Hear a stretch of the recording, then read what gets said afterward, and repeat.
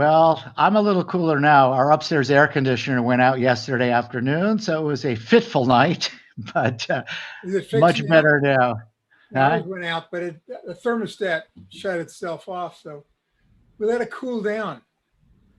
That's Actually, exactly what we've done. Although it's not working today, I have a feeling we'll be having the guy come out tomorrow. really, you got somebody to come out tomorrow? Well, we'll see. If it doesn't, if we can't, turn it on again, who knows? I'd be impressed Whatever. with that kind of service. Right? Yeah, I would think you're on a list for a week or more. Yeah. Well, fortunately, I mean, it's still going to be hot, but not like the last Oh, couple yes. of days. What's the forecast for the next few days?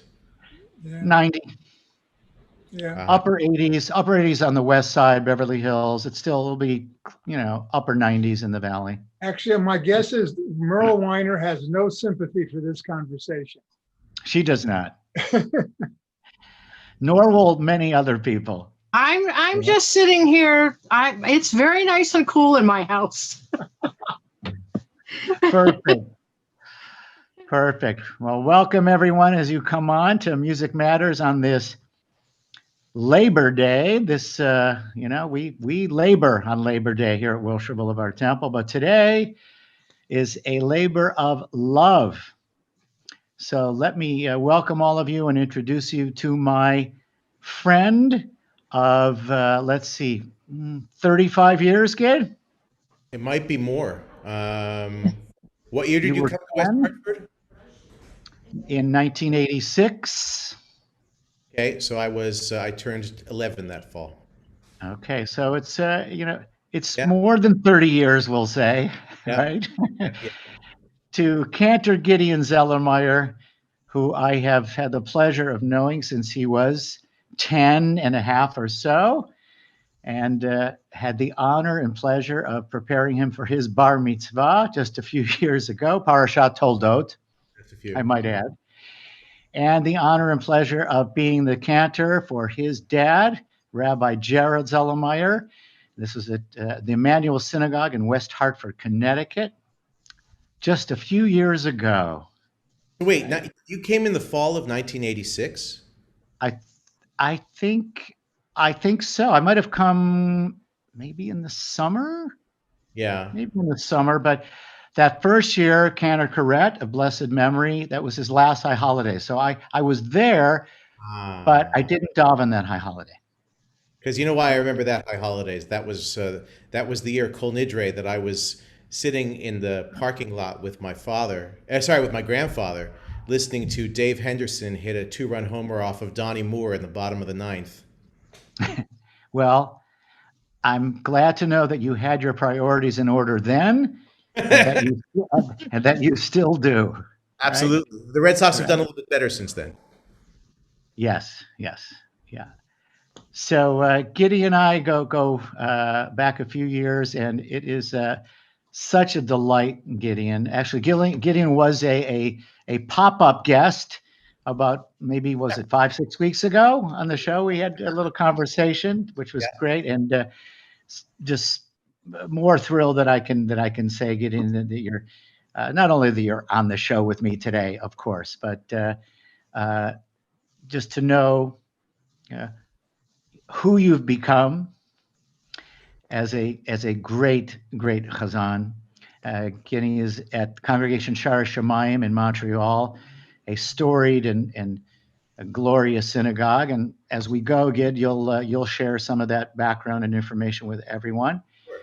And we're here to get to know about Gideon and his cantorial art and his life and work at Shara Shemayim. And of course, all of it will be focused today on music for the high holidays. We are well into the month of Elul as we're all preparing.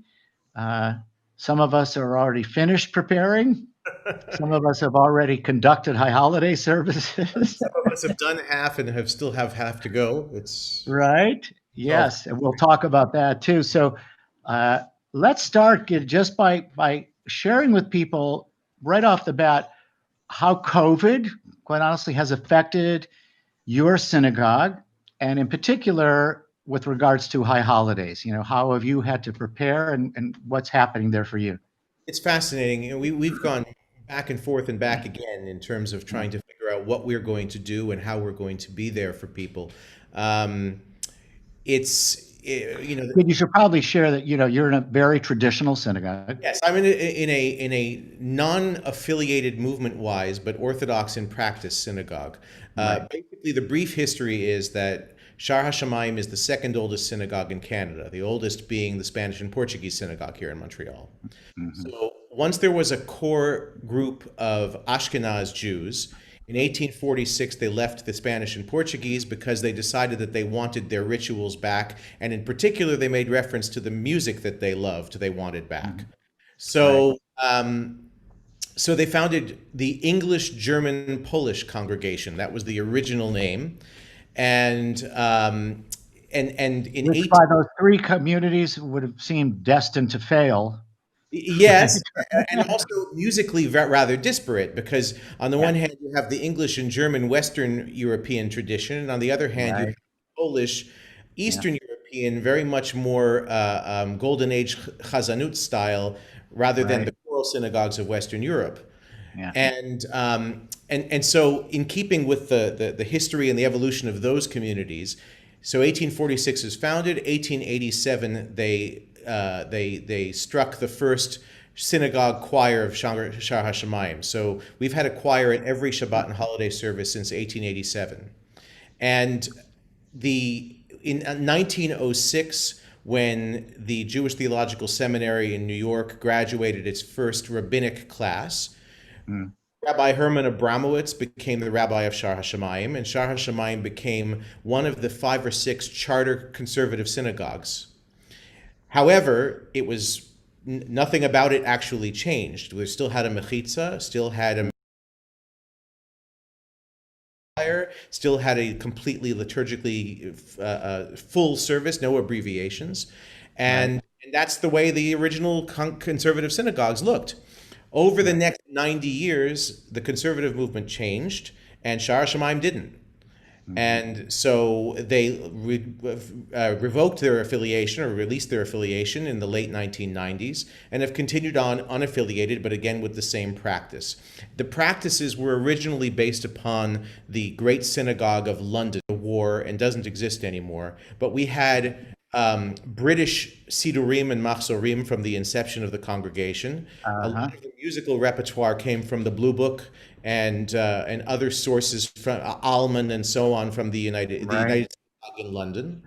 And we retain to this day many of the traditions that London synagogues do and not really anywhere else. That is that the leaders of the congregation that sit on the bima wear top hat and striped pants and morning coats, and the clergy as well. And those are traditions that continue to this day, and heaven help if you decide that you want to change them, because they're very important to the congregation and it's to Yeah. Yeah, they're not going to be changed. I remember being in New York in the late 70s and going to B'nai Jeshurun, which was kind of at the end of its run as that type of synagogue. But I remember the top hats, and top coats on the bima. They still have them at KJ and Cantor Siegel, who your father knew, very well, right? In those days, it was still very formal place. Yeah. So Shar HaShamayim was. In terms of COVID, because that's where you started asking, we have Shar HaShamayim is very interesting in that it is an Orthodox practice synagogue with non-religious congregants. So, and it's a very European thing where the Jews here, they wouldn't dream of being members of a Reform synagogue, but their personal observance bears no relation to the synagogue that they attend. And so we have an interesting balance to strike this year between the history, the halachic outlook of the congregation, and trying to cater to our members who really see that every other synagogue around is live streaming, and we won't live stream on Shabbat or holidays. Right. So we, similar to what you did, we pre-recorded almost all of our high holiday services. Right. Yeah. We are going to live stream Slichot this Saturday night because it's not on Shabbat. Slichot, so you're not limited in that way. We're going to live stream the end of, we're actually going to extend our fast by about 15 or 20 minutes to share the end of Nila with everybody at the end of Yom Kippur. Well, I'm sure most of your members wanted to extend that fast a little bit anyway, right? 25 hours just isn't enough when you can have 25 hours and 20 minutes. That's right. So that's what we're doing, and in the meantime, we've just completed a period of registration for members who want to come into the sanctuary and have a socially distanced, very limited attendance. Our sanctuary sits close to 1,900, and we're capping our attendance at 200, Right. And so we'll have that sounds like a similar number to what is available to us in the United States as well, as a certain percentage of your capacity. So they don't talk about percentages here in Quebec. They talk about an actual hard number cap, as long as you can maintain social distancing. Right. So the cap for gatherings is 250, but we just don't feel comfortable going that high. Right. And so that's where we're going to stay, at 200, and we're going to have two tented over spaces in the outdoors. We have a pretty big campus.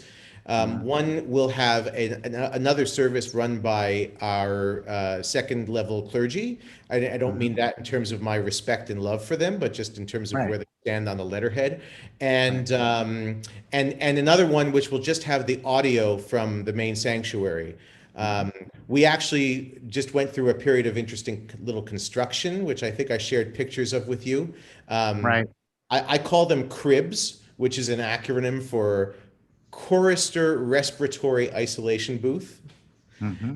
But basically, every synagogue should have one of those. It's really something. It's even when it's not COVID time. Exactly. Choristers are a very interesting phenomenon. Who knows when they last cleansed and so on. So to have air circulation and be able to draw air out of the isolated booth where they are and shoot it out the back windows of the sanctuary is the best way of keeping aerosols and all of these things out. And that's right. So I don't have a choir of 14 over these holidays. I have a choir of 6, but it's better than nothing. Absolutely. Yeah. Well, I ended up doing the same thing. I just used 5. I normally have 5 choir singers on Shabbat morning, usually 16 on the high holidays, but we couldn't obviously do that. So I took them in a recording studio, because we couldn't even record them. There was no way safely within the ordinances to do it in the sanctuary with everyone. So you have to be creative. Yeah. So Gid, let's hear some music, shall we? Sure. This first piece, a setting of Tiku V'Chodesh, the pronouncement we make in the evening service of Rosh Hashanah, this biblical quote. Normally, you would hear this sung to the traditional nusach, the traditional melody of the evening service. Yep. But here we have a composition by your current and former music director, Stephen Glass. Tell us a little bit about this composition, because I love it. Sure. It's an amazing composition. So Stephen Glass came to Shara Shamayim in 1990, and he grew up in the British male choir tradition of the United Synagogue Congregations in London, but he also grew up with a tremendous affinity for, in no particular order, movie and cinematic scoring, barbershop, and Broadway. And his primary mission that has always driven him, especially in his liturgical compositions, has been to bring out the meaning of the words in as emphatic a way as possible. And so everybody knows the evening tune of the Mari for High Holidays, da da da da da da da da da da da da, etc. Which, by the way, Gid, we learned from Professor Eric Werner of blessed memory, the great ethnomusicologist, that the first part of that tune is based on an ancient Latin hymn tune. Oh, really? Called Iste Confessor. Iste Confessor, from about the 14th century. Fascinating. Now, don't think about that while you're singing Tiku, however. Yeah, really. Well, but when Stephen came to this, he figured, well, that tune has already been heard many times that evening. It's not out of people's ears. It's certainly the mood of the holiday has been set in a very traditional sense. But as you said, it's the announcement of the day that on Friday evening is Vishamru, on Regalim is Vaydaber Moshe et Moadei Adonai el Bnei Yisrael, Right. and on Yom Kippur evening is Kiva Yom Hazeh Yechaper Aleichem, Right. and on Rosh Hashanah is Tiku V'Chodesh Shofar. This is the month of the sound of the shofar, and it's announcing the holiday. So Stephen decided to do it with this fanfare. Mm-hmm.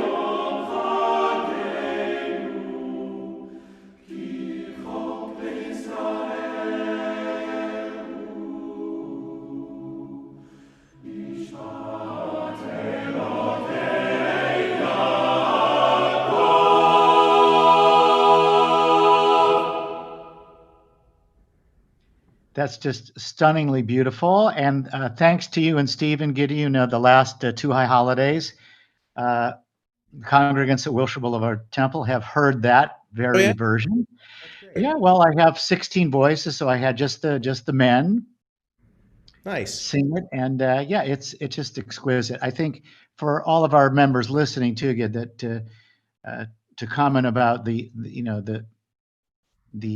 beauty of this male chorus and the level of their performance.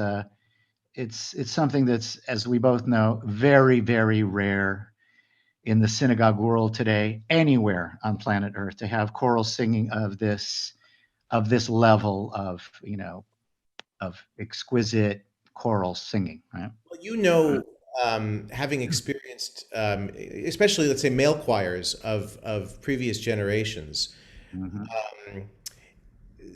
they used to go after what I would call the Russian Red Army chorus sound. Exactly. Yeah. Which is basically a group of a dozen soloists Right. who are trying to elbow each other's vocal sound out of the way so that they can be heard over the person standing next to them, Including the Chazan. including the Chazan, and that's a tradition that goes on in any number of Orthodox synagogues and in any number of volunteer choruses too. It's difficult when you have varying vocal levels of ability, and one of the, again, Stephen coming from the British choral tradition, is just totally different. If you listen to the King's Singers, or if you listen to the choir of New College in Oxford, or those type of things, where it's one voice, one vowel sound, one consonant, one vibrato is sublimated for the sake of that unity of sound. And what you get is this very powerful, very clear, very articulated sound.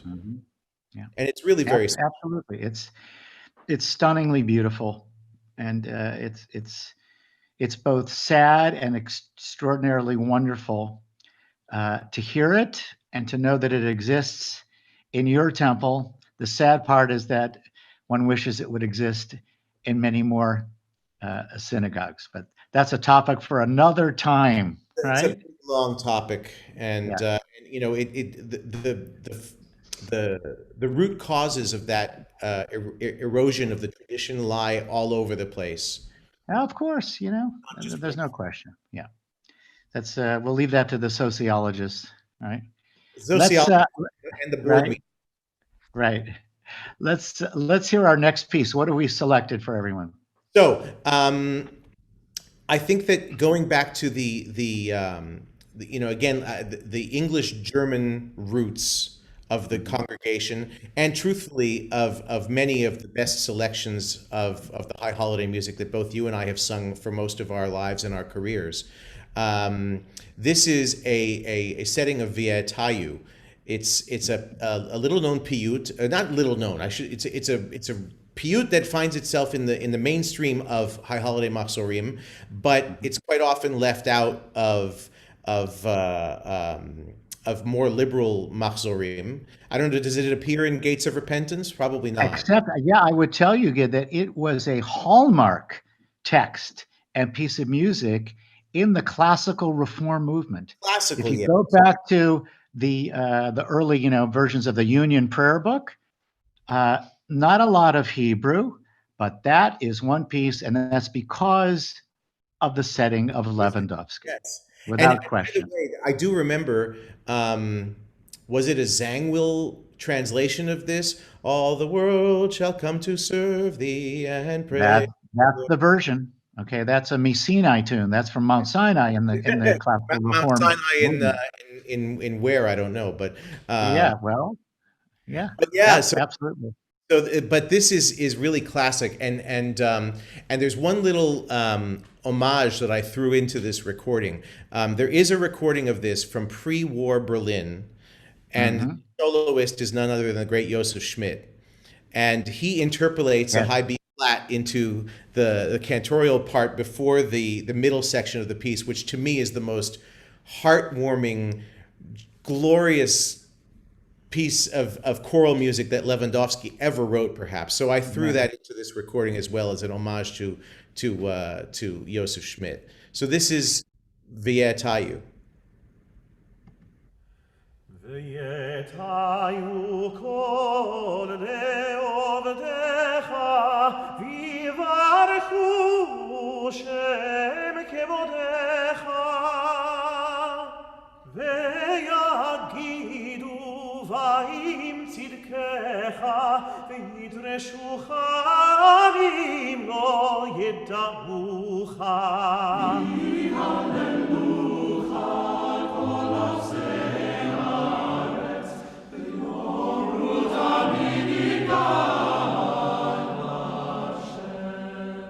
ויזבחו לך את צבחיהם ויזנחו את עצביהם ויחתרו עם פסיליהם ויעטו שכם אחד לעובדיך וילאו חיים שמש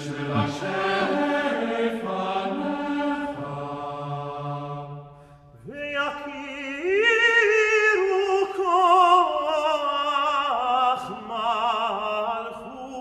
מלכותך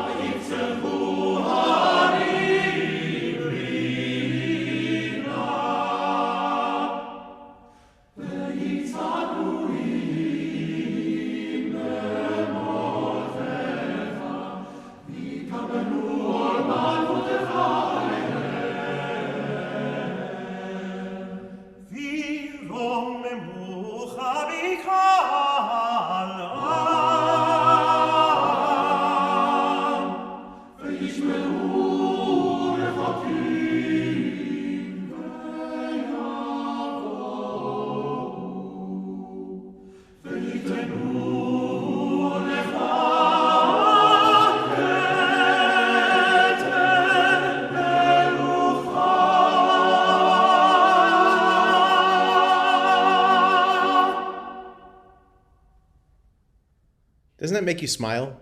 it's it's so filled with beauty and elegance and joy, Yeah. right? And it's also, you come to understand that there was their aesthetic was so different and so patient. We were They were not in a rush, right? Yep. Uh, And this doesn't linger. It's not. I wouldn't say like I would Not not. at all. Not at all. I would call No. this very faithful and. But the nice thing about even when you listen to the recordings of Moshe Kusevitsky, but I'm Mhm. talking about the source recordings, not the ones that everybody that we know Mhm. imitates, but the source Right. recordings. Exactly. There was always forward motion. That's right. Momentum. They understood very well, right? There was Yeah. always That's a hard thing. That's a very specific and really evasive aspect of this music to get your grips around. How to make it truthful and expressive and not boring, Yeah, right? but it's not Not just the boring. music. I mean, for instance, look, my earliest memories of singing in choirs in synagogue came from singing in the octet that used to be at Emmanuel Synagogue, which Right. you invited me into as a high school student. Yeah. And I remember looking at the outlines that you and my dad would come up with for the service and to figure out how long is this going to take? How long is that going to take? How long are people going to be sitting? How long are they going to be standing? Yeah. Yeah. And taking the long view of a service as a whole Right. and trying to make it this cohesive experience for people. Yeah. You know what? You had to do that, right? It was imperative to do that, and you don't always succeed. No, You it's a know, trial. it's a challenge to figure out to get a sense of that balance, and it's always changing, but you have to certainly you have to try to do that to have a sense of how all that Especially in works. these long services. Oh my I don't know what goodness. services are like at Wilshire Boulevard, but our Rosh Hashanah morning starts at 7:30 a.m. and ends at 1 p.m. Well, so we do back-to-back services in the sanctuary. So we start at 8:30 and we finish also at about 1:45. But that's two whole services with an hour and a half in between. So yeah, the time span is the same, but it's not all liturgy happening I mean, for during instance, during my the Musaf on Yom Kippur starts yeah. at around, I say Yizkor around 11:30, and I end Musaf at 3:45 in the afternoon. As you should. And it's That's a way to avoid suffering in your fasting. You well, have you have work to do. the fast is much easier for me than for most people because I'm busy. You know how that That's is. exactly right. Absolutely. Have But your mind on something else. but it's also it's a spiritual marathon, and you feel this tremendous sense of accomplishment when you get to the end of it. Yeah, yeah, you're drained in a really Really kind of satisfying way. deeply. That's true. Yeah. Yeah. What do we have next? So next is so this is another bit of Lewandowski, but it's Lewandowski treated in a different way. And By the way, Gid, I should remind people that we did a show, Music Matters, probably about a month ago. Also, just looking forward to the high holidays. It was all Lewandowski music, yeah. So he plays and a they got Harkala? to hear a lot of these beautiful vintage, recordings that were made, of course, in a pre-war. And Sure. you also, there you get a sense too. This was a huge choir, Yes. huge courses, except it wasn't from the Russian army choir. Oh no, this These was were glorious, beautifully trained, German style, choral singing. well. Everybody knows or everybody in the cantorial community should know that Lewandowski's biggest influence was Mendelssohn, and Absolutely. who, by the way, that's Mendelssohn's autograph over my shoulder there. I have this tremendous collection of autographs, and Yeah, I so was going to ask in a little bit, yeah, tell us about some of that's these things that, Mendelssohn over there. But yeah. but Mendelssohn, and when you listen to works like Elijah or the great oratorio compositions that he wrote, and then you hear some of these Lewandowski phrases, and it's just stunning. And so this is Lewandowski, and I assume in your Lewandowski program you played Zachartilach, Yep. because that's probably one of the top three best No known question. Yeah. Yeah. holiday. Just that 2-bar motif, and there you are. Right. So Zachartilach is sort of a standard that if you take it away from a congregation, woe is you, who moves this iconic melody. But something rather magical happened in my life 12 years ago on Rosh Hashanah, and that was that the first day of Rosh Hashanah was the Brit Milah of my firstborn son, Max. Now, you knew the original Max Zelermyer, who was my late Yes, grandfather. I did. And so Max was born on the 23rd of September, which coincided with the 23rd of Elul, which meant that his bris was on the first day of Rosh Hashanah. Perfect. With all the shares, by the way. Yes, absolutely. There's an awful tradition, I think, that if there's a bris in a very, very, very traditional shul on Rosh Hashanah, the tradition is to do it right before blowing of the shofar. And there's no way that I would have been able to get through Musaf having just witnessed my son's bris. So we did it before Mincha, a little later that afternoon. But singing Zachar... The rabbinic mind is already at work here, drawing the connections through, the near sacrifice of Isaac and the ram and the Brit Milah. I mean, I don't really want to start that. I'm not going to mention because it probably breaks any number of Zoom policies of decency. But anyway, so when we get to the beautiful words in this piece, Havein Yakir li Ephraim, my goodness. Are you not my precious son? And I just lost it. But at the same time, in the original Lewandowski setting, that's all sung by the choir, and all the cantor sings is V'ne'amar. That's right. So there was nothing for me to sing, and I decided I really needed to sing these words because I had this experience of my son's bris and Rosh Hashanah. So there's a beautiful setting of just Havein Yakir li that was done by a Dutch cantor, Victor Schlesinger. And interestingly enough, he was a cantor in the early years of the 20th century. And in looking up a bio for him, I actually found out that he was a cantor in Manchester. And in 1913, he turned down the position of senior cantor at Shara Shamayim in Montreal to stay in Manchester. That's fantastic. It's crazy. So this is his. It's Lewandowski, and then it's Schlesinger, and then it's back to Lewandowski. And I think it really... Before you start it, kid, I mean, I just want to illuminate this moment for our viewers, and that here is something that is a very common practice for, many chazanim of piecing together compositions to suit either a specific moment or a certain kind of need within your own shul, what may work and how to put these things together.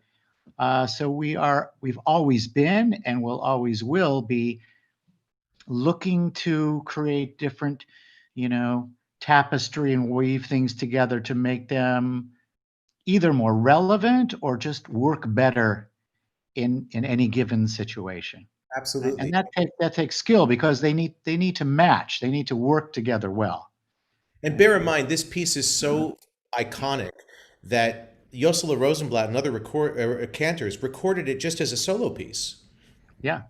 Have a choir in the studio with them. Well, what cantor could pass up just a beautiful melody? Yeah. Right. Yeah. Which it certainly is. I feel in all humility that the addition of this Havein Yakir melody, Yakir li melody, really enriches it even further. So Let's hear it. ועל ידי עבדיך הנביאים כתוב לאמור הלוך וקראת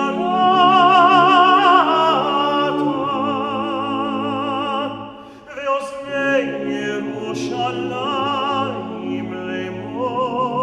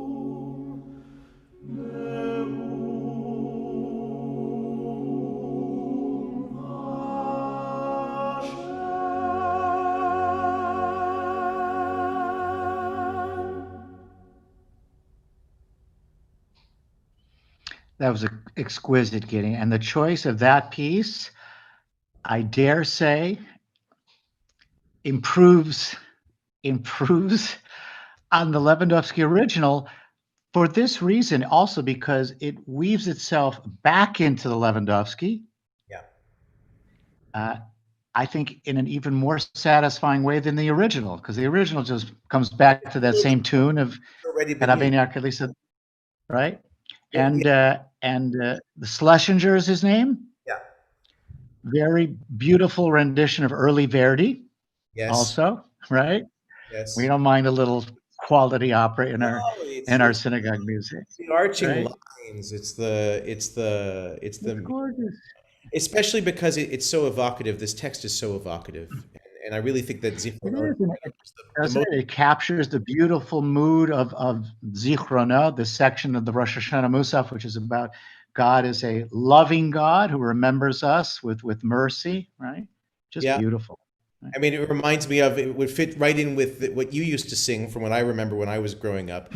Ki zocher kol hanishkachot atahu meod Olam ve'en Eshirecha libechi sechevodecha. Exactly. I mean, but that's, is that Oh, I'm Gerovich? so glad we had one moment like that. I know. Is that Gerovich? That's Gorovich, the Yeah. great master. Yeah. I mean, it's, So beautiful. Yeah. you know, the other thing that you notice about these things, which is something that is particularly of importance to me and to Stephen, is that we have, I mean, for lack of a better word, we have fixed the Hebrew in all of these pieces. I was going to mention just that very thing because, you know, the original settings, the Hebrew, you know, is not always correct, the correct pronunciation of the Hebrew. And it's always not always easy to correct so that it flows musically well, right? Exactly. It was correct for its time. I mean, it wasn't written for... Exactly. Here, my feeling on this is as follows. We now send our children to Jewish schools and teach them Hebrew that goes according to Havara Sfaradit, to Sephardic pronunciation, That's right. for the purpose of being able to be functional Jews in the land of Israel, where Hebrew is again a live spoken language and so on. Right. And this is the accepted way. Right. In the late 18th century, Israel was but a pipe dream, and there was no spoken Hebrew other than in the yeshiva, and even that was more Yiddish than Hebrew. And so to be able to, why should we expect our kids to come to shul and hear a totally different language from what they're learning in school? Yeah. So that's been a very strong mission of mine and of Stephen's, and that was something that Naftali Hirschtick, who was my teacher, taught. Absolutely. And was a primary exponent of at the Great Synagogue in Jerusalem. He felt this is a modern synagogue in a modern state of Israel. That's right. Yeah. And the Hebrew should be correct and beautiful as it is spoken now. Right. And you have to be judicious with it. For instance, you can't then go and sing Kolod Balevav Penima. You know, that just makes no sense. You have to do things. And so in concerts, when I sing a piece of Yossel, I'll play a piece of Yossel the way Yossel sang it. But but in shul, I always adapt it to be more modern. Absolutely. And you know, I think it's even more important, but also sometimes easier when it's the choral section. Yeah. Yeah, it is. It is. Right. To make that work. This is also a value that I learned from you as a cantor growing up, because, you know, there's when you go to it and you hear an American singer singing German Lieder versus when you hear Fritz Wunderlich singing it, you know, you have to try. We have to try, I believe, to be as idiomatic with our diction as possible. And and you always had a very natural sense of line, of vowel sounds, of how to shape phrases. And that's probably because of your influencers, whether it was Meisels or Izzy Goldstein or... Well, absolutely. Yeah. Yeah, it's not ours alone. We learned it from someone else, right? And we are, and will always be, grateful for all the teachers, in our lives. So absolutely. I want to get to, let's see, we have to have time for the Leonard Cohen stuff, because that's going to Okay. be thrilling for our congregants. What else did we choose before that? Well, we chose, yes, this being Slichot this weekend. The one of I think the major influencers of Chazanut in North America was none other than Richard Tucker, who was a child of Russian immigrants to Brooklyn, and who became a chazan under the tutelage of Zavel Zilberts, and who at the same time And Jacob Pilderwasser. Jacob Pilderwasser, also known as Weiser. Weiser, and who, as you mentioned, Cantor Israel Goldstein, who's a family member of Cantor Goldstein. He was related to the Weiser family. Right. Yeah. So his impact on the world of Jewish music of the mid 20th century, in particular the position he had of being the superstar tenor of the Metropolitan Opera and everywhere else around the world. That's right. Taking time out to always have a job davening on the high holidays, always doing Pesach at the Concord, and recording 4 albums full of cantorial music together with his major partner in crime in that aspect of his career, the great Shalom Secunda. That's right. So this is a piece it's a recording from a concert that we did at the Shar honoring the life of Richard Tucker about 10 years ago. And the piece is Tzadik Hashem, which is the closing section of Ashrei, which in a traditional synagogue is the opening section of the Slichot service, which happens this Saturday night. And this is an arrangement by Stephen Glass. And the fascinating thing about it is that this concert, I had Stephen's arrangement of the Secunda composition with some original material there as well. Okay. And but on top of that, this Tucker, This Is Your Life kind of night that we did, our special guest was Barry Tucker, Richard's oldest son, who is the head of the Richard Tucker Music Foundation that every year gives the prestigious American Opera Award. Right.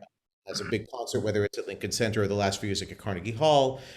People like Renee Fleming are previous winners, major opera award. And so he came in and I told him that I was going to sing this piece from the high holiday repertoire of his father's with my male choir, and that we were going to be robed and so on as we would be at a high holiday service at the Shar.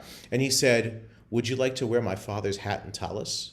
And I said, "You've got to be kidding me. I can't wear your father's hat and tallis." He said, "No, yeah, you can. I give you permission. I'll bring it in." And so this is Great. me singing this Tzadik Hashem from Richard Tucker's repertoire and wearing Tucker's hat and tallis that he used to daven in on the high holy days.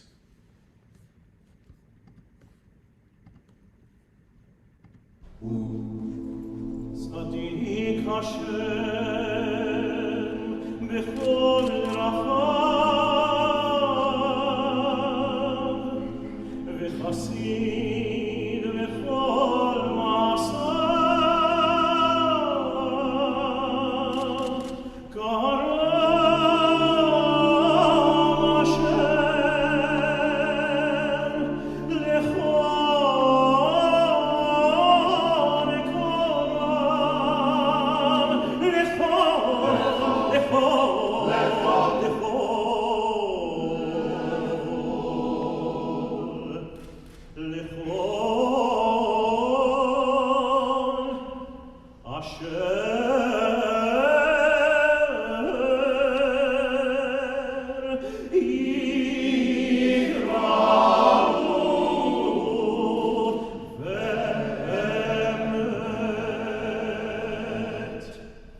Rezzo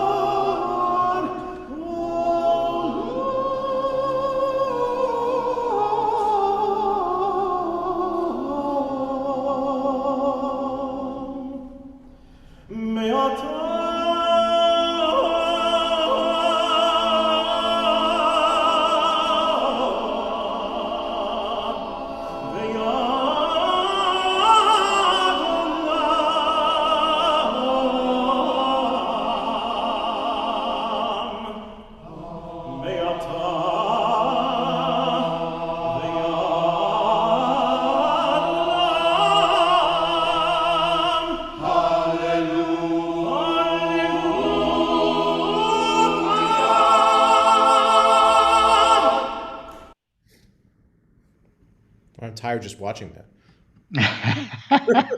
Right. It's much easier to actually do it.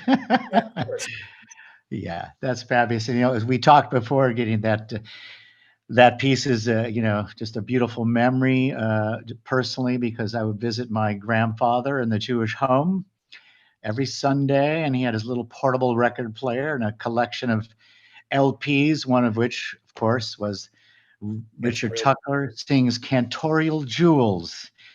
And I'm sure I wore that particular album out. I still have it. Wore it out after. Yeah, I do. Yeah, Nice. I have the original one of that, and also of Jan Pierce's Hebrew Melodies. Yeah, Nice. fabulous. Nice. So let's now jump into the Totally present, right? And just take a few minutes to set up how this relationship with the late Leonard Cohen came to be, and then we're going to hear those recordings that you made with him, which are really just stunning. Sure. So, from the late 1800s to about 1930, there was a father and then son succession of presidents at Shar HaShamayim, two presidents over that stretch of 27 years or something like that. One was Lazarus Cohen and one was Lion Cohen, who were respectively the great grandfather and grandfather of Leonard Cohen. And Leonard's family came here from the old country in Eastern Europe, and Leonard was born here in Westmount, about, I don't know, 5-6 blocks from where I live. And he grew up at the Shar, and he had his bar mitzvah at the Shar. He went to McGill. He's a graduate of our Hebrew high school, and his picture is on the wall at 14 years old with a whole bunch of other boys and girls dressed in. It's a fabulous picture. I should send it to you. And so there was this long-standing tradition and connection between the Cohen family and the Shar. And when I became cantor at the Shar, I recorded a quick sort of a sampler of some of the music that we do over the course of the year, and sent it to him through his first cousin, who he was very close with. And he got in touch with me. The cousin got in touch with me and said Leonard was very impressed by the recording. Here's his email address if you want to be in touch with him. And I didn't know how to spontaneously email Leonard Cohen. So I waited till Rosh Hashanah around this time of year, and I sent him an email wishing him a good, healthy year. And he wrote back the most amazing thing. He said, "May your voice reach that place with a capital P and bring down the blessings on us."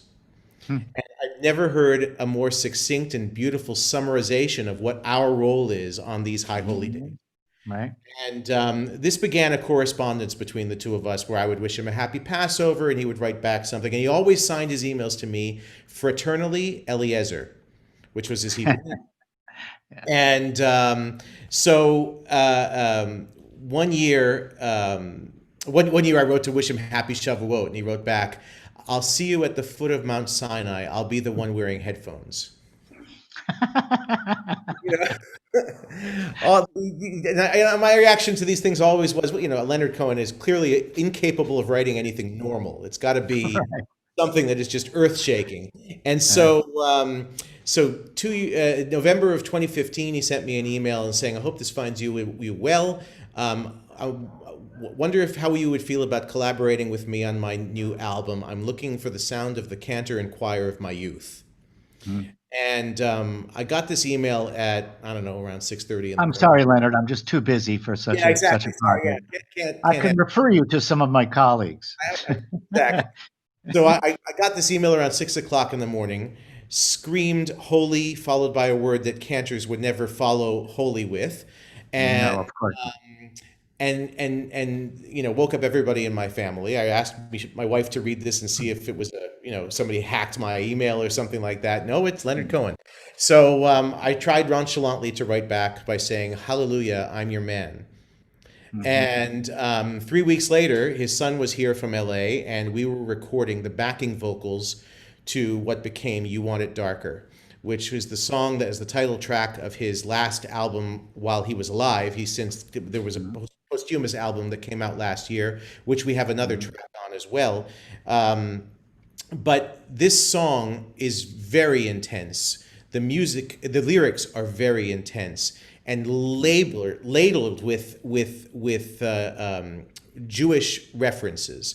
Magnified, sanctified be thy holy name. That's obviously the translation of the words of Kaddish. A million candles burning for the help that never came. It's been interpreted by many to say that that's a reference to the million children that were killed in the Holocaust. But the most telling thing is that the chorus of the song is the word hineni, which is, yes, he wrote Hallelujah. Hallelujah is unquestionably his most famous song, but Hallelujah as a word is a ubiquitous word. You see it everywhere. Hallelujah, it's not raining today. Hallelujah, it's not 95 degrees today, whatever it is. Right.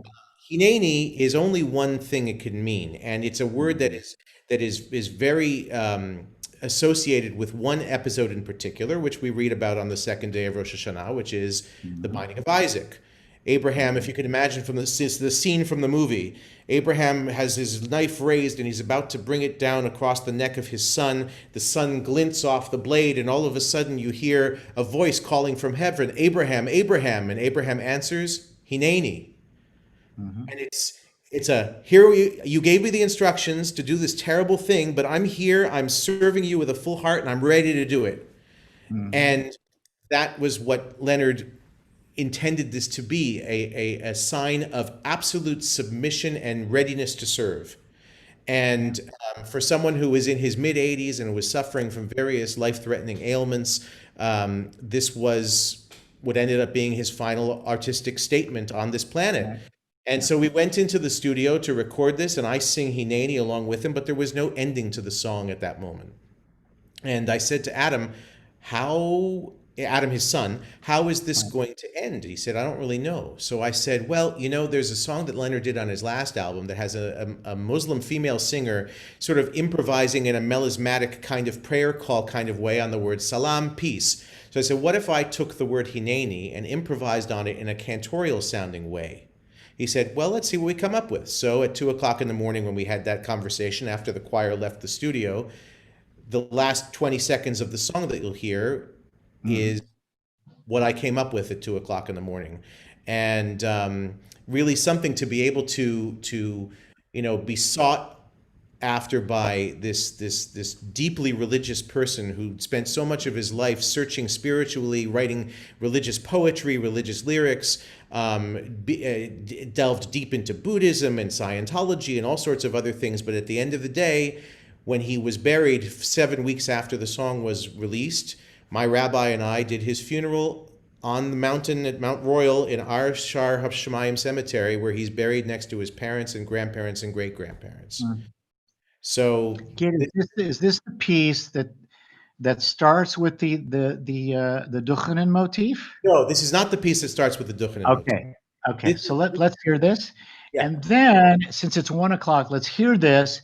Then I'd like to open the gallery because I want to have anybody who has a comment or a question for either one of us to have that moment as well. So let's hear.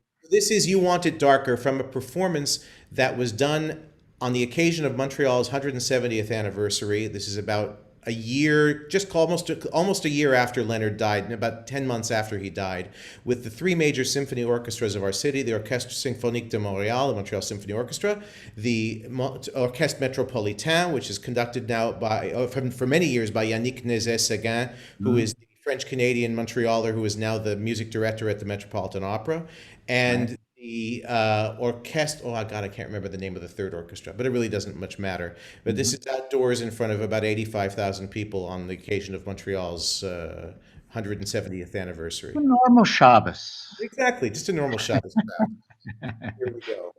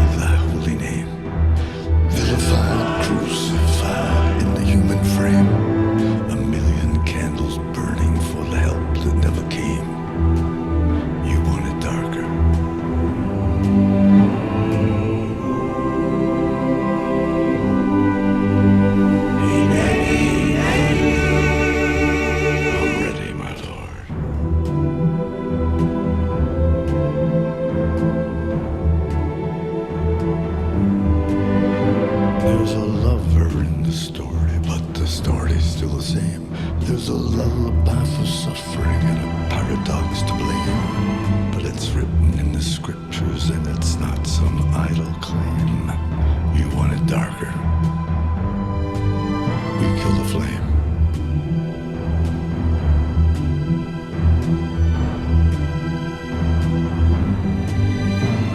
They're lining up the prisoners and the guards are taking aim. I struggled with some demons, they were middle class and tame. I didn't know I had permission to murder and to maim. You want it darker?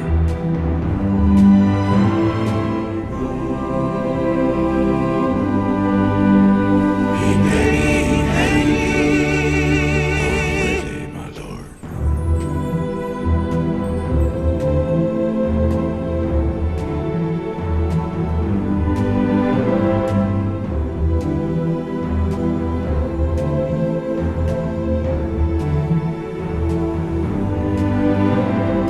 Magnified, sanctified be thy holy name. Vilified, crucified in the human frame. A million candles burning for the love that never came. You want it darker? We kill the flame.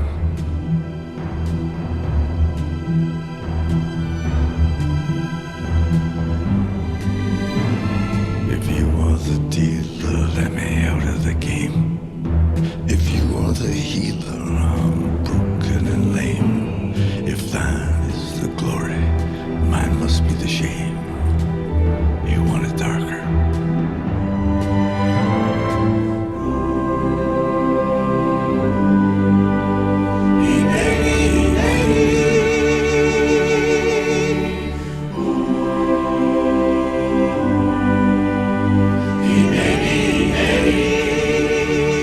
I'm ready, my lord.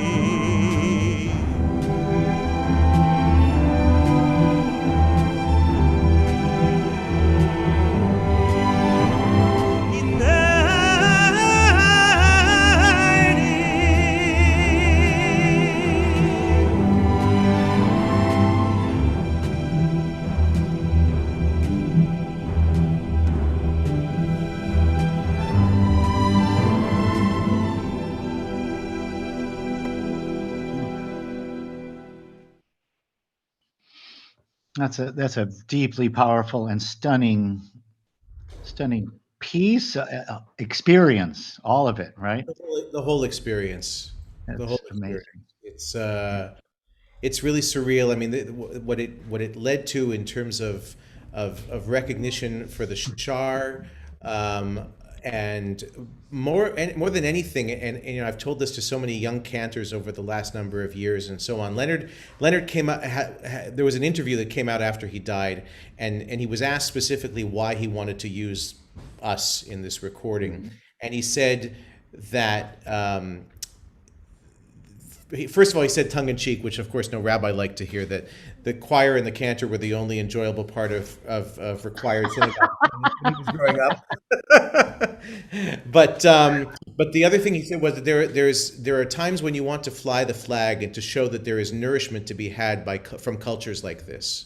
And I always tell young cantors, God, listen to me. I'm talking about others as though young cantors, and I'm not one of them. Yes, yeah. You are a young cantor, We never, Mr. Zelermyer. yeah, we never know who is sitting in row C behind us, and who's taking in this music, and what kind of an impact it's making and an imprint it's making on their souls. And therefore, you can't phone it in. These words matter, and these days matter, and we can only expect the people to take it as seriously as we take it, and it's just a very powerful role that we play, especially at this time of year, and you never know who's sitting behind you and how it impacts them. That's exactly right. That should always be always be in our thoughts, in our minds. And for me, So, again, I go back to this. My seminal experiences like this were listening to you, and it was a very important experience for me, and led me to find myself where I am, not directly, not indirectly, and so I owe you a tremendous debt for that. well, you know what? Like you just said, you never know how what you do will impact someone else. But to be honest, you are where you were destined to be. And you chose. You were chosen and you chose. That's how it happens. As So let's open up the gallery. I want people to have a chance to ask some questions. If anybody's still out there listening, right? Hi, I'm still out here. Don and Gideon, thank you very much. This was just fascinating. I really enjoyed it. Gideon, I have a question on the last piece we heard. I Sure. assume the voiceover was Leonard's voice? Yes. So Okay. Yes.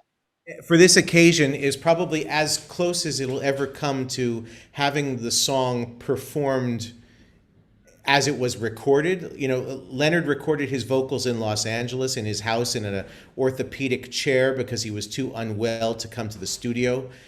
We recorded our vocals for the album in Montreal. But in this case, we were able to get Leonard's voice separated out from everything else. So we had a click track of Leonard's voice that everything was. So it was Leonard's voice with the original choir and me and all this other stuff. So the 85,000 people who were out there, were they able to hear that and they could articulate the words from him, or was it kind of hushed? No. It was the balance was different live than it is on the video, like in most. Okay. And if you listen to the original recording, you can hear Leonard very clearly, and more than anything else, there's such rhythmic vitality in the way that Leonard pronounces these words, and it's hard to believe that this was somebody who would, within a matter of months, would be no longer with us. But it was really special. Thank you. Thank you so much. This was amazing. What Thank you, Merle. Good to see you. It's just such an incredible time to spend with you. Thank you. It's our great joy and great honor. I see that your air conditioning is working very well today, Merle. You got the fan going. We're freezing. If people go down in our basement, they need a jacket. That's right. Is my mom there? Can we say hi to her? Of course. Where she She's is? here. She puts herself on the. I see her name there, but I don't see her. She might not have her camera on. There she is. Hi there. No, that's not Gideon's mom. How are you? Hi there. What a wonderful, wonderful Oh program. my goodness. Yeah. Oh, doesn't get any better, does it, Mom and No, Dad? it doesn't. I'm all for Clement. What should I say? Clem, but you said that with a special accent, Heska. Yes, Right? I did. Verklemmt, right? Yep. Fantastic. It was wonderful. It was really the best of the best. Right? Yep. I want everybody to know you are now looking at and hearing from Gideon's mom and dad, Heska Zelermyer and Rabbi Gerald Zelermyer. You could not have two prouder parents on planet Earth. And their No, other indeed. son, their other And we son, watched Salo. you grow up too. Don't forget it. Yes, yeah. Our Kind of, hair was slightly different then. Sooner or later, we all end up with the same color hair. That's right. That's If- right. if we- The if we two live of us long are enough. both products of the month of September. That's right. That's exactly right. Yeah, my birthday's coming up in a couple of days. It's good to be 40 again in a few days. Yes. Then Jerry is only twice as I old keep as you are. celebrating the same birthday over and over. I never get tired of that. Salo, are you out there? I know you were on before. I saw him before. I don't think he's here now. Okay. Well, it's okay because I'm sure he just got tired of listening to his brothers sing, so he just He just signed off, right? Truth be told, I actually fired him from the choir at Emmanuel.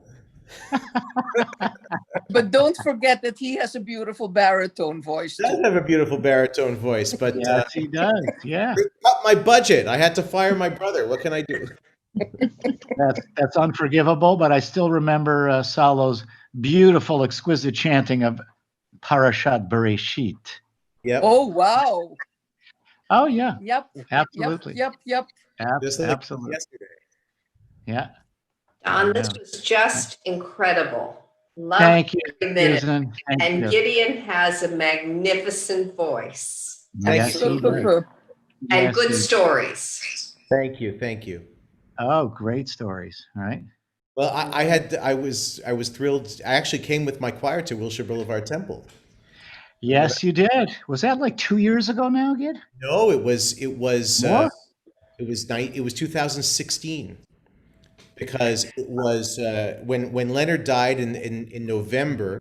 A month after Leonard died, the Cohen family flew me and my choir to do a memorial service for him in Los Angeles, and the day after we came to sing at Wilshire Boulevard Temple. Oh, is that right? You know what? I did not remember that. Yep. Right? Where was the memorial? The memorial was, I'm not remembering the name of the synagogue now, Rabbi Finley. Mordecai Finley. Oh, Kai Finley. I yeah. can't remember the name of his synagogue. Or HaTorah. Yeah, that sounds right. Or HaTorah. It is right. Yes, I know. Yeah. We did a memorial service there for Leonard's family, but also for many of his music industry connections and things like that. Right. And sang some of the Shar's repertoire, but also sang "You Want It Darker." Actually, that was very because we did "You Want It Darker" with the pianist who played on the recording and the choir, but no Leonard. And it, Yeah. Well, that's right.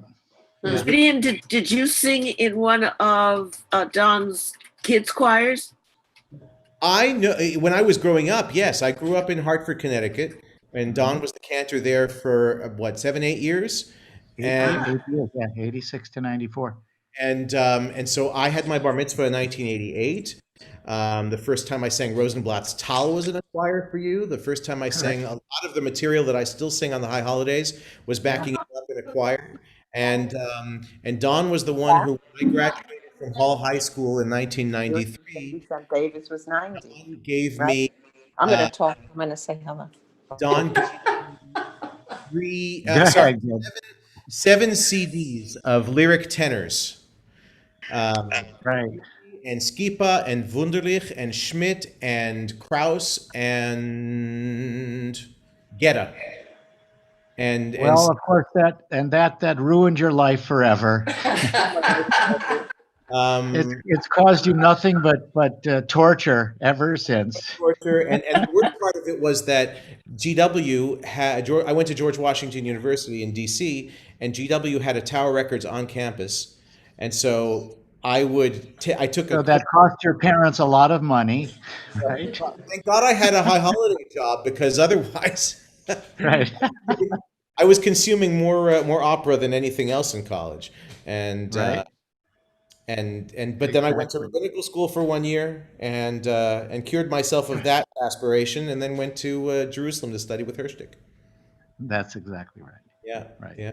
Hard to- Want to say hello to Cantor Gurney. This is Ava Kordansky. Hello, Ava Kordansky. How are you? Yes, I'm in Los Angeles right now at our son and daughter-in-laws, and I was just like looking for possibilities, and I came upon this.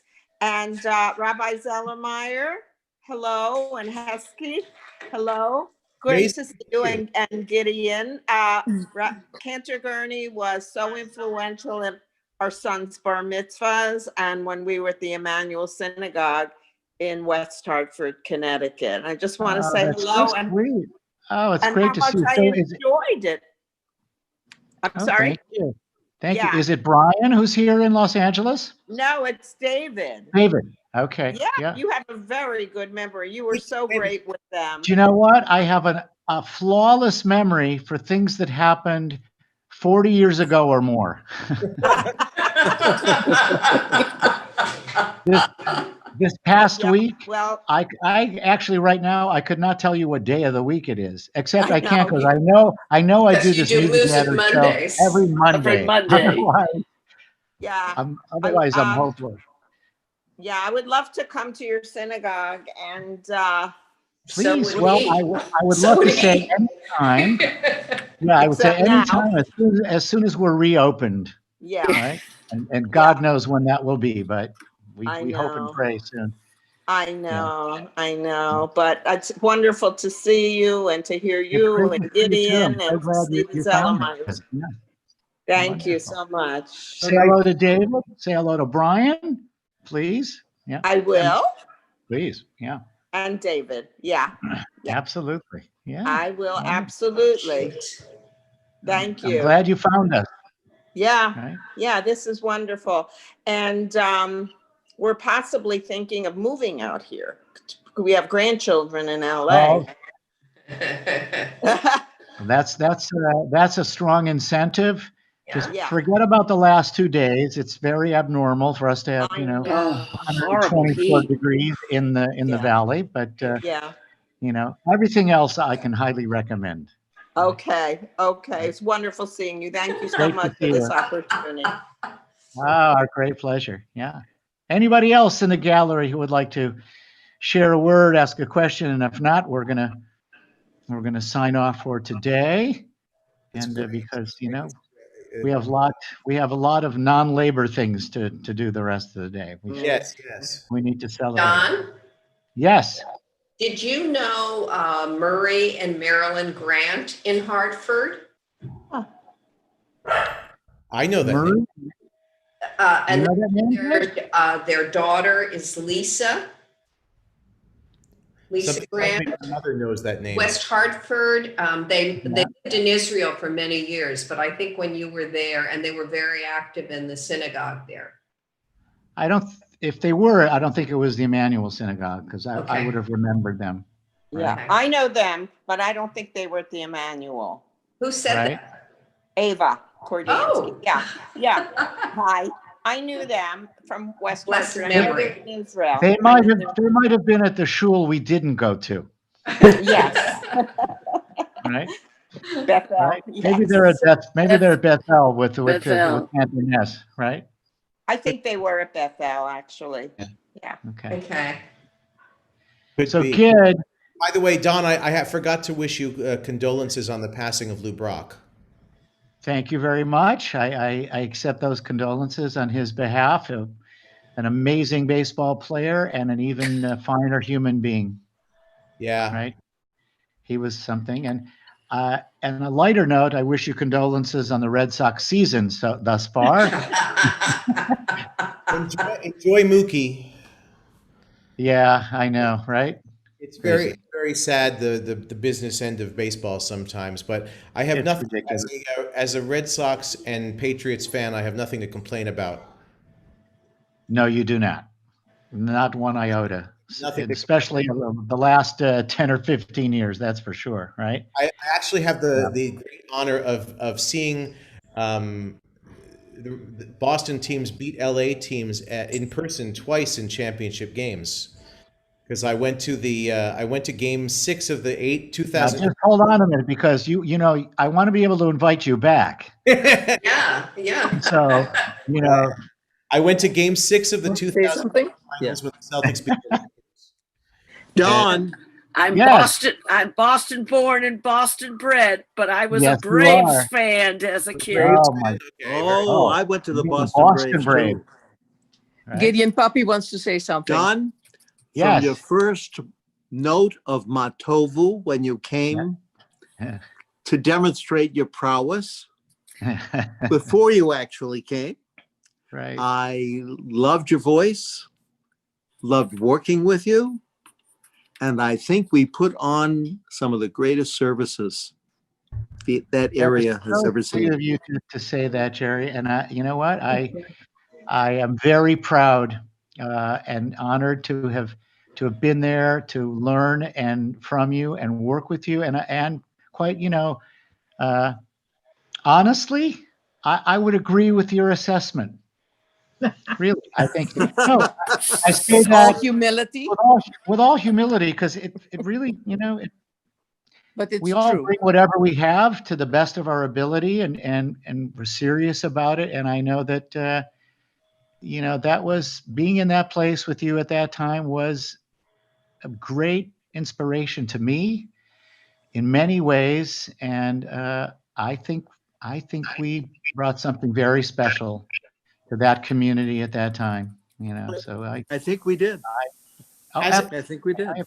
I have no doubt in my mind. It was As an outside observer, I can say that it is very difficult. outside observer. What do you mean Yeah. outside observer? Well, but an 8-year-old outside observer, but Right. knowing how these things work, to follow somebody like Arthur Corrett, who was an institution, and not just an institution as a singer and a cantor, but also as a beloved personality, is not an easy thing to do. And typically speaking, Yeah. the initial person to fill those shoes ends up being a crash landing for the congregation and Yeah, oftentimes that's true. You know what, Gideon? I think I was young enough and stupid enough to not worry about that. Here's the thing, though. You had the background, having grown up with the people that you grew up with and being educated by the people you were educated by, and B, you had the goods. And if you don't have those two things, it's kind of hard to fill shoes like Arthur Corrett's. And someday, Wilshire Boulevard, and many years from now, will come to know that it'll be hard to fill your shoes too. So, No one will fill his shoes in my book.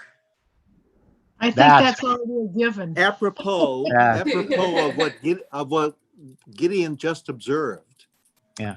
I remember the first Rosh Hashanah, which was a year after you had already come, because as you observed earlier, you Right. didn't really daven the first Rosh Hashanah. You That's sat right. it out. I sat it out. I did one thing. I chanted Haftarat Yonah Yes, yes. in its entirety. But I Boy, remember- was I tired. But I remember that I suggested to you what, not a superficial dramatic thing, but that since Arthur Corrett was still in the congregation, that you invite him to do a small piece during Rosh Hashanah. And you were gracious, and you did. And I still remember in the middle of Unatana Tokef, him walking up, and he did just the Barosh Hashanah piece. As And it you're was- saying this, Jerry, I'm remembering it, and I honestly, I don't think I've thought of this in, the longest time, but I do remember that. Well, thank you for that, because I don't know that I would have thought of that on my own, quite honestly, at that time. But thank you for sharing that memory. And I would, we should tell everyone, I mean, Arthur Corrett had one of the most glorious voices any of us will ever hear. And it was That is true. stunning. Yeah. That is true. Oh, thank you. Yeah. But again, kudos to you. Thank you so much, Jerry. Thank you. My great honor. And Heska, it's great to see you. How you doing there? We're doing fine. We're moving Okay. near Salo. He is so lucky. I hope so. He is. Because for I'm not sure he is. 40 anymore, Don. Well, you know what, Heska? I'm not either. I will be know. 66 I did my in a math. couple of days. That's right. Right. My hair, Anyway, the only good difference- memories. My hair is not quite as blonde as it once was. No, but it's plentiful. Yes, it is. It is plentiful. I thank my father's side of the family, all of his genes, right? So. I remember the meals with your mom at the table too. Oh yeah. And Great your- memories of playing brother catch in the came, big too. backyard. Yeah. He's Your brother is a twin, am I right? No. no, he's 2 years older than me, Okay. He's not a twin. He's not nearly as handsome as I am. And he has 3 grown sons, all doing great, all having families of their own. 2 of them actually moved, live in Cleveland with them, and another one is now the CEO of the big sports arena in Philadelphia. Oh wow. Uh-huh. They live there, and they're all well. Everybody's doing great. We've all been very fortunate, right? Thanks for what you Yeah. did for our family.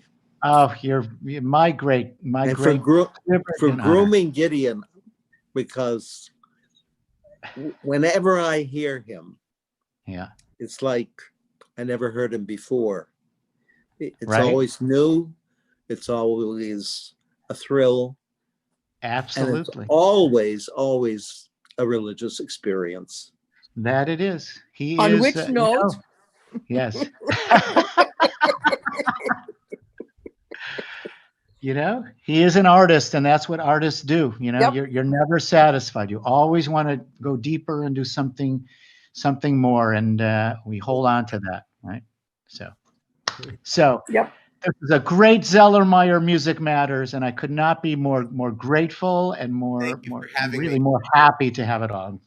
So Gid will continue to do things, Deal. and we have to think about doing some performing and some recording together. It'll probably be mostly recording for the next year or so until we can travel again.